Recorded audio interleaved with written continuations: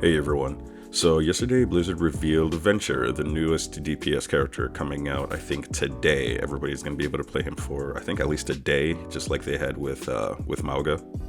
So I wanted to take some time to kind of look over his kit before he comes out to kind of see how I think things are going to happen, and then after that, when he actually does come out and we've all had some time to play with him, we'll see, just where if he stacks up to the expectations. So as for the way he was revealed, I don't really know much about this character. I don't even know, I guess, what his nationality is. One thing I like about Overwatch is how there's so much culture in each of the characters. I actually haven't done that much research, so I'm pretty sure it's out there somewhere. But normally it's like front and center and like part of their design, which again I think it's really cool. So yeah, I don't really know much about his background. Apparently he's part of some excavation group, and I guess they're looking for treasure or something. Maybe after the war, some civilizations got, toppled, but they're so advanced. It doesn't really make any sense. It doesn't. I don't really know. I don't really know what he's looking for. What the previous civilizations were like, or It looks like they found some things in Anubis, so maybe he's just going around the world and looking at civilizations from our time. I don't know. But yeah, let's look over his moves. Let's look over his moves, and then I guess I'll give my overall impression. So the first one is his Smart Excavator, and this essentially works like Roadhog's secondary fire before they kind of ruined it. And I say ruined it because I think his primary and secondary before was much more interesting, right? It was much cooler. It was more, I think, higher skill. I think about a much higher skill, because what it is now is just, it's really easy. It kind of does the same thing every time, but before, people who could not necessarily aim it, but who kind of had that, they could kind of tell, they had like the instinct of, if I shoot this from this to this person that's this far away, it's gonna explode right in their face and do like a crazy amount of damage. Like they could kind of gauge it. And I don't think anybody could actually aim it perfectly, but I think the really good people could gauge it and kind of maximize the value they get out of it.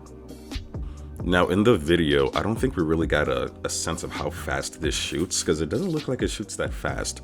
Actually, it looks like it's more similar to Ilari's rate of fire, which I think is a little weird for a DPS character, but again, this is just, I don't think the video really showed us a lot about how his moves work together, because it looks like he could string things together like really fast, but I don't even know what the cooldowns are, or if it was like a more specific situation where he's able to kind of do these things. But let me just keep going. So as for his abilities, he has Burrow, which the first time they showed Burrow was during, what was that called, BlizzCon. And when I first saw the move, I was like, no, more invulnerability. But I think I was overreacting, mainly because this is essentially the same thing as Reaper's ability to be able to get out of fights. So that's fine, or even just get into fights. It does seem like it moves much faster than Reaper's, but I'm not entirely sure. So we'll see how this goes, because again, I'm not a big fan of invulnerability moves, but for DPS characters, especially for DPS characters. But what else could you really give them, right? I like runaway moves, right? Things that kind of help you escape, but not just a press a button and then you're automatically out. Because even playing against Reapers, that's pretty annoying. But Reaper has the handicap of, it's really hard for him to get into a fight to begin with. So this guy looks like it wouldn't be that hard for him to get in or out of a fight, because he seems like he's a mid-range fighter, so he can he can poke. It looks like he has a pretty good ability to poke. Well, I don't think that's the case with Reaper. Reaper really has to be pretty close to get all that value.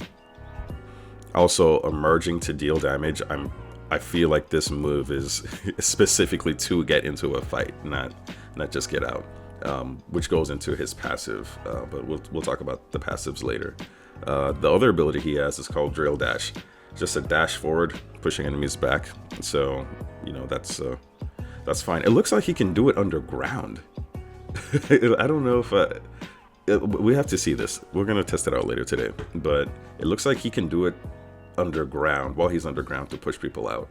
I think that's what he did to the Roadhog. I could be mistaken, unless jumping out of the ground from his burrow ability also pushes you back. So he does have a good amount of CC, just kind of getting, he looks like he'll be booping people a lot, which could be a little, I'm a little hesitant about, but you know, it doesn't seem like it's OP. It seems like it's a nice little, more of a nice nudge than anything.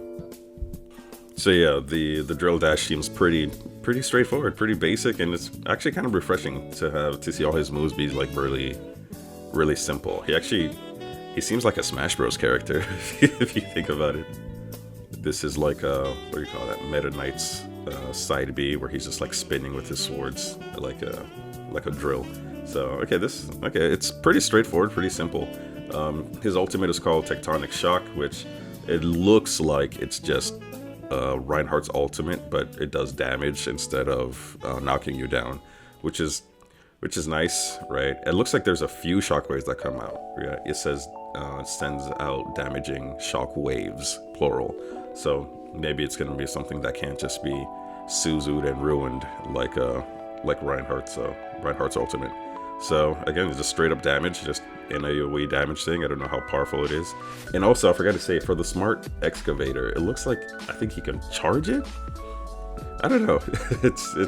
We didn't see a lot in the video. We saw a surprisingly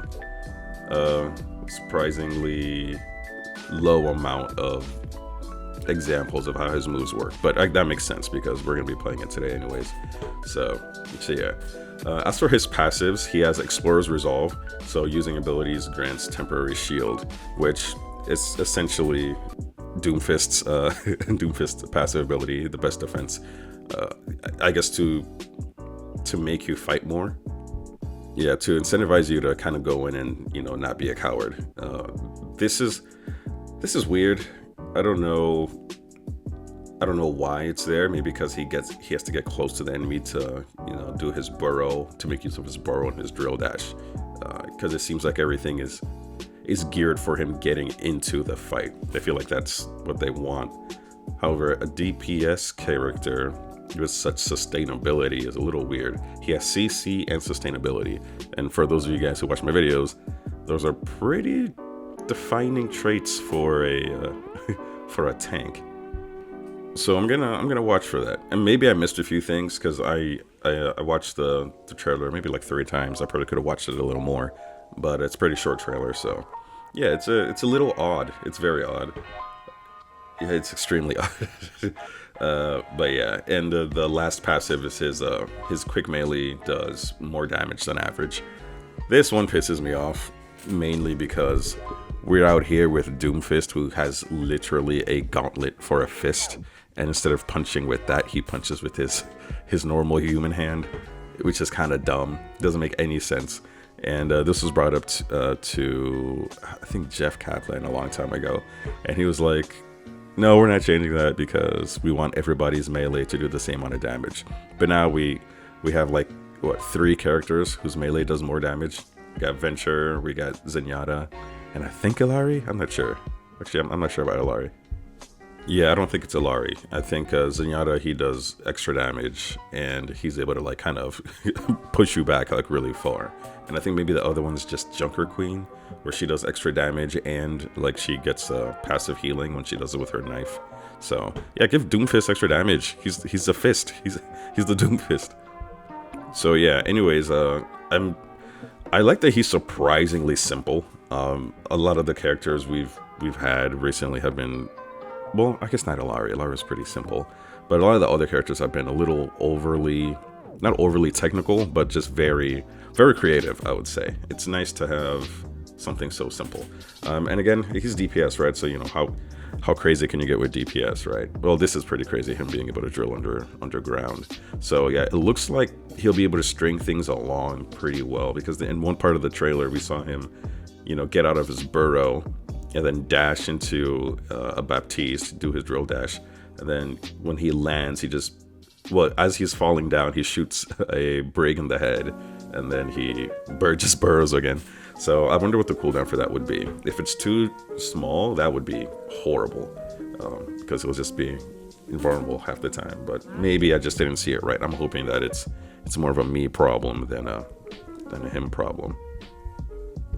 So yeah, maybe the was it the shields generation he gets is more for, like I said, his abilities kind of give him movement but no real survivability. No, but it does give you survivability. Well, I guess going underground does, but I guess also since he has to be so close to do damage, which is why his melee probably does so much more. So that would make sense to support his short mid-range combat.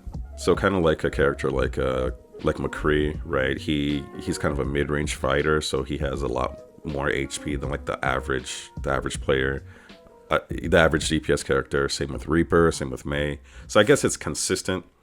And I guess instead of just giving him HP, they decided to go this route. So okay, that does make sense. That does make sense. And you know, you also factor in how it's easier to aim now since the hitboxes for everything is bigger. So I guess that's fair. And I guess if he's very dynamic, right? Because he's going underground, he's jumping up, he's doing all that type of stuff. It would be awesome if he becomes sort of like a lesser version of what Doomfist was in Overwatch 1. This is actually now my interest is piqued. Now my interest is piqued. Yes, I'm definitely gonna look into this more. I actually didn't think about that until like just now. That would be awesome because I play the dynamic characters, right? Like Tracer and Echo. So if we have this other dynamic character going in and out of the ground, dashing forward and stuff, I could totally see this kind of filling my niche. But I guess just like Doomfist, I'm expecting there's going to be several bugs that they're not going to be able to fix for maybe 2-3 years. So we'll see how it goes. But you know, he's still playable. So, well, to a certain degree. Well, no, to like a huge degree. I hope they do it like for his when he's underground. If he gets shattered by a Reinhardt, it does double damage, like in Pokemon, right? If you use Dig and the enemy uses Earthquake, you take double damage. But yeah, I like this so far. I like the simplicity. I don't think every character needs to be super complex. I like that he's dynamic. And I think if he's able to string combos together, this could be very interesting for us Doomfist fans. So, or maybe an insult. but yeah, I think I'll leave it here. I kind of got to go to work. So yeah, I'll probably have another video either late today or maybe tomorrow after I test them out. So yeah, don't forget to leave a message in the comment section, like and subscribe, and also don't forget, I love you. But also, guys, like I do at the end of all my videos now, I wrote a high fantasy YA epic adventure book. So here's the ad, and the link to the book is in the description. All right, have a good one.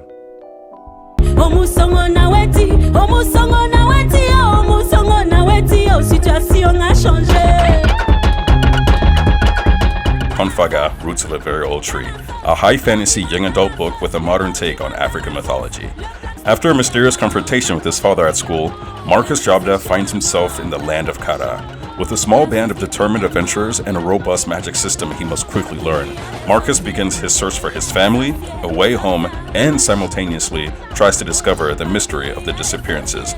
From escaping Mamiwara and preventing wars between kingdoms, he'll need every edge his wits can give him to see the next day. However, the more he learns, the less things appear as they seem. But does he really want to go back to his old life? With hundreds of illustrations filled with clues of the history of the world, join Marcus as he attempts to solve this mystery. Confaga, Roots of a Very Old Tree is available now on Amazon. Link in the description.